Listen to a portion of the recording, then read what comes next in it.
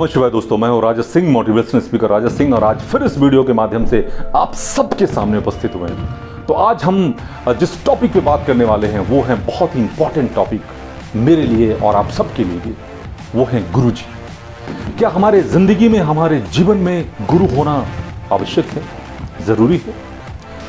तो मैं कहूँगा बिल्कुल आवश्यक है। गु का मतलब होता है अंधेरा, रू का मतलब होता है प्रकाश, यानी अंधेरे से प्रकाश की तरफ जो जाने का प्रक्रिया है उसे गुरु कहते हैं। और गुरु हमें अंधेरे से प्रकाश की तरफ ले जाने में मदद करते हैं। अगर सच पूछा जाए तो अंधेरा एग्जिस्ट ही नहीं करता, प्रकाश का ना होना ही अंधेरा है। मान लीजिए अगर हम अंधेरे में चलते हैं और अगर गलती से अगर हम किसी गलत चीजों पे पैर रखते हैं तो वो तभी संभव है जब वहां उजाला ना हो। लेकिन जब ज्ञान रूपी गुरुजी अगर हमारे साथ और ज्ञान रूपी जब उजाला हमारे जीवन में हो तो हम गलती से भी गलती नहीं कर सकते। इसलिए गुरु का बहुत इंपॉर्टेंट है। बहुत लोगों से हमने पूछा है, अक्सर जब हम ये पूछते हैं कि क्या आपने कभी किसी को गुरु बनाया है, तो उनका यही कहना होता है कि गुरु की क्या जरूरत है, गुरु की क्या आवश्यकता है। मुझे बहुत आश्चर्य लगता है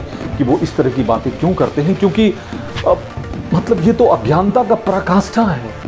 मतलब उसे पूरी दुनिया में, पूरे सृष्टि में ऐसा एक भी व्यक्ति नहीं मिला जो उससे ज्यादा बुद्धिमान हो। या किसी व्यक्ति से जब मैं ये पूछता हूं कि आपने गुरु बनाया है, तो उनका ये कहना होता है कि भाई हम गुरु क्यों बनाएंगे, हम तो डायरेक्ट भगवान शिव से वार्तालाप करते हैं, हम बात करते हैं, तो हमें गुरु की, हमें इमीडिएटर की जरूरत नहीं। लेकिन मैं कहता हूं कि गुरु का होना जीवन में बहुत जरूरी है। हम अगर मैं बहुत ही सरल अगर शब्दों में अगर मैं आपको समझाऊं कि अगर आपको घर में इलेक्ट्रिसिटी चाहिए तो क्या आप अदानी से कांटेक्ट करेंगे या टाटा से कांटेक्ट करेंगे? एक प्रोसेस है, एक माध्यम है, तो उसी माध्यम के थ्रू ही इलेक्ट्रिसिटी आपके घर में आती है। हम उनसे तो डायरेक्ट कांटेक्ट नहीं करते हैं। तो अगर हम भी इस धरती पे आए हैं, ठीक है, भगवान ने ही हमें जन्म दिया है, उनके ही सोल हम हैं, हमारे अंदर हैं, लेकिन हम भी अपने माँ बाप रूपी माध्यम से ही तो इस धरती पे आए हैं ना। तो हमें कोई ना कोई माध्यम लगता है। एक आम एक्टर को भी अगर हम सेलिब्रिटी को अगर साइन करना होता है तो हम डायरेक्ट नहीं कर सकते, बल्कि कई सारे प्रोसीजर जो है उनके पीए से मिलकर और काफ़ी कुछ हमें उन्हें बताना पड़ता है, तब जाकर हम उनको साइन कर पाते हैं। यानी किसी से भी, पीएम सीएम से भी मिलना हो तो उनके जो बीच में जो एक बैरियर होता है, चाहे उसे सेक्रेटरी कह दें या जो भी उनके साथ काम करने वाले होते हैं, तो उनके द्वारा ही हम वहाँ तक पहुँच सकते हैं। तो ठीक जब भगवान से भी मिलना होता है तो हमें गुरु की बहुत आवश्यकता होती है। गुरु जी हमारे मार्गदर्शक होते हैं, वो हमारे जीवन में दिखाते हैं कि हमें किस तरफ चलना है, कौन सा रास्ता सही है, कौन सा रास्ता गलत है। और हमने जिनको भी स्टडी किया है, हमने देखा है तकरीबन हर की जिंदगी में वो किसी न किसी से जुड़े जरूर हैं।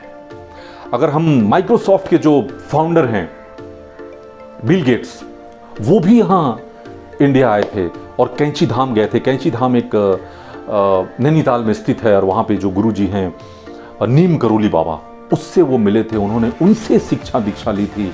और उसके बाद बहुत कुछ उन्होंने वहाँ से सीखने के बाद जब वो गए तो आज हम सबको पता है कि आज वो कहाँ है। तो वो पूरा श्रेय नीम करोली बाबा को ही देते हैं। और इत्तेफाक से मैं भी वहाँ जा चुका हूँ, बहुत असीम शांति का अनुभव होता है। फिर उन्होंने मार्क जुकरबर्ग को ये बात बताया कि एक बार तुम वहाँ जाओ और उनसे मिलो, तुम्हें बहुत मतलब हर चीज़ में तुम्हें बहुत अच्छा लगेगा, बहुत सुकून शांति मिलेगा तुम्हें, और तुम अपने बिजनेस को भी बहुत बड़े पैमाने पे स्पेंड कर सकते हो, बहुत बड़े पैमाने पे एक्सप्लोर कर सकते हो। फिर वो भी आए, मार्क जुकरबर्ग भी आए। उनके बारे में कहा जाता है कि 1 घंटे की उनकी कमाई कुछ 12 करोड़ है, यानी कि 24 घंटे की कमाई 288 करोड़ उनकी कमाई है। वो भी आए और 3 महीने तक कैंची धाम वो रुके थे नैनीताल में, और नीम करोली बाबा से उन्होंने शिक्षा ली, दीक्षा ली, और बहुत कुछ उन्होंने सीखा। फिर वापस गए, और हम सबको पता है कि फेसबुक आज क्या है, और इनके साथ साथ कई सारे वेंचर हैं जो वो ये कर रहे हैं।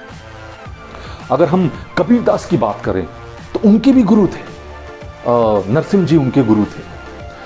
मतलब हर किसी के जीवन में गुरु हुए हैं। अगर हम बात करें हनुमान जी, तो हनुमान जी के भी गुरु हुए हैं, सूर्य भगवान उनके गुरु हुए हैं। राम जी के भी गुरु थे, गुरु वशिष्ठ और विश्वामित्र थे। कृष्ण भगवान के भी गुरु थे, सादिप्पनी जी और गुरु गर्ग, ये 2 ऋषि उनके भी थे जो गुरु थे। तो हर किसी ने गुरु को अपनी जिंदगी में स्थान दिया है।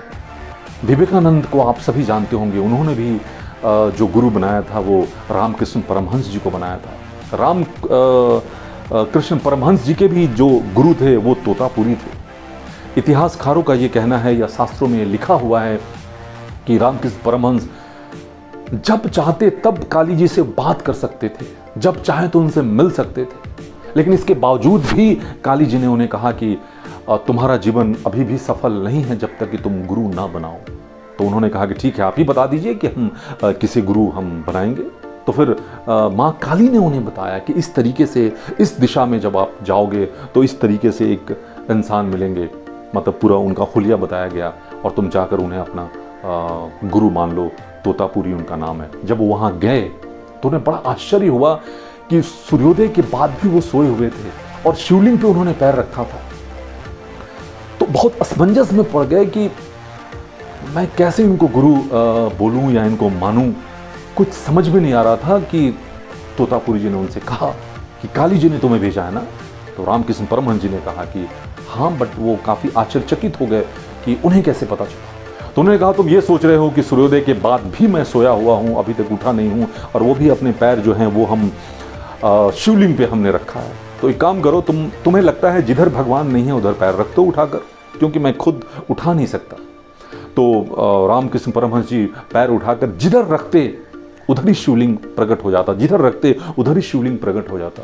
तब उन्होंने कहा कि कोई ऐसा जगह ही नहीं है जहां भगवान नहीं है, कन कन में है, हर तरफ है, हर दिशाओं में है। कोई ऐसा जगह नहीं है जहां उनका अस्तित्व ना हो। तो उन्होंने उनको गुरु माना। हम सब मैं कुछ दिनों पहले देख रहा था नरेंद्र मोदी जी, उनके भी गुरु हैं दयानंद गिरी। अभी वो बीमार हो गए थे तो वो उनसे मिलने ऋषिकेश गए थे। तो मतलब हर किसी के जीवन में कोई ना कोई जुड़ा है, तभी उनका इतना उत्थान होता है, इतने बड़े पैमाने पे वो बड़े होते हैं और काफ़ी कुछ वो कर पाते हैं। इनोवेटिव आइडिया उनके पास आता है, बहुत कुछ कर पाते हैं। तो अगर आप किसी गुरु से नहीं जुड़े हैं तो आप जरूर जुड़िए। और मुझे इस बात का बहुत फक्र है कि मैंने जिन्हें गुरु माना है उनका नाम है शिवानंद, अवधूत शिवानंद जी। और आज जो कुछ भी मैं हूँ और जो कुछ भी आने वाले दिनों में होऊंगा या बनूंगा, तो उसका पूरा श्रेय मैं अपने गुरुजी अवधूत शिवानंद जी को देता हूँ। मैंने इनसे दीक्षा लिया है और उनसे मिलने के बाद या वहाँ जब हम शिविर अटेंड करते हैं तो एक अजीब सा शांति का अनुभव होता है और बहुत अच्छा लगता है। तो आप लोग एक बार देखें कि जब कोई गुरु आपके जीवन में आता है तो किस तरीके से आप इनहेंस करते हैं, तरक्की करते हैं। कुछ लोगों का ये कहना है कि सही गुरु को हम कैसे चयन करें। अगर आपकी आंखों की रोशनी अगर कम हो और जब आप दुकान पर जाते हैं स्पेक्स लेने, तो बार बार अलग अलग स्पेक्स को लगा कर देखते हैं कि हाँ ये थोड़ा धुंधला दिख रहा है, ये थोड़ा ठीक, ये बिल्कुल ठीक। तो उसी तरीके से जो भी आपका विजन है, आप अपने जिनको भी गुरु मानते हैं उनके हिसाब से, उनके स्पेक्स के नजरिए से आप ये देखिए कि आपका विजन बिल्कुल क्लियर दिख रहा है कि नहीं। जिस गुरु के नजरिए से आप हर कुछ आपका स्पष्ट और साफ दिख रहा हो, आप उन्हें गुरु मान सकते हैं और उसके बाद आप चहुमुखी विकास होगा आपका और जो चाहें आप वो कर सकते हैं। गुरुजी मतलब मैं क्या बताऊं, गुरुजी मतलब समझ लीजिए जैसे कि तीर होता है ना, तीर से अगर आप लक्ष्य भेदना चाहें तो आप नहीं भेद सकते। उसे भेदने के लिए आपको धनुष चाहिए और जब उसके प्रत्यंचा पर चढ़ा के जब आप भेदते हैं अपने लक्ष्य को तो आप लक्ष्य को भेद सकते हैं। तो ठीक उसी तरीके से तीर अगर आपके पास है तो गुरु रूपी धनुष जब आपके जीवन में होगा और जब उसके ज्ञान रूपी प्रत्यंचा पर चढ़ा के जब आप लक्ष्य को भेदते हैं तो फिर आप कामयाब होते हैं किसी भी चीज को। मतलब जैसे कारतूस ले, कारतूस की अगर वर्क एफिशिएंसी अगर आप हाथों से मारे दीवार पे तो वो उतना इफेक्टिव नहीं होगा जब बंदूक के अंदर जब कारतूस रख के आप चलाते हैं तो उसका इफेक्ट ही अलग होगा। तो उसी तरीके से बंदूक रूपी गुरुजी कहें या धनुष रूपी गुरुजी कहें या प्रकाश रूपी गुरुजी कहें, या जिस तरीके से ले, अगर वो आपके जीवन में हैं तो आप कुछ भी कर सकते हैं। और ये कहा गया है शास्त्रों में कि एक बार अगर भगवान भी नाराज हो जाए ना, तो गुरु ही हैं जो हमें उनके प्रकोप से बचा सकते हैं। लेकिन एक बार गुरु जी नाराज हो गए तो उसके प्रकोप से सिर्फ गुरु ही बचा सकते हैं। और देवताओं के भी गुरु हैं गुरु बृहस्पति, यहां तक कि असुरों के भी गुरु हुए हैं शुक्राचार्य। यानी आप अगर कुछ बुक स्टडी करें या पढ़ें तो आपको लगेगा या दिखेगा कि हर सफल आदमी के पीछे कोई ना कोई गुरु जी किसी न किसी रूप में जुड़े हैं।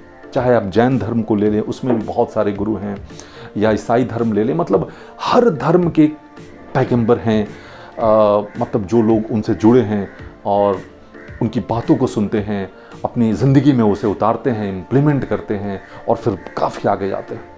तो बस हम चाहते हैं कि आप भी किसी का चयन करें और काफ़ी आगे जाएं। तो हम फिर मिलेंगे अगले एपिसोड में, लेकिन सब्सक्राइब करना बिल्कुल ना भूलें और बेल आइकॉन बिल्कुल दबा दें ताकि आपको नोटिफिकेशन मिलता रहे। तो हम फिर मिलेंगे। नमः शिवाय, गुड बाय।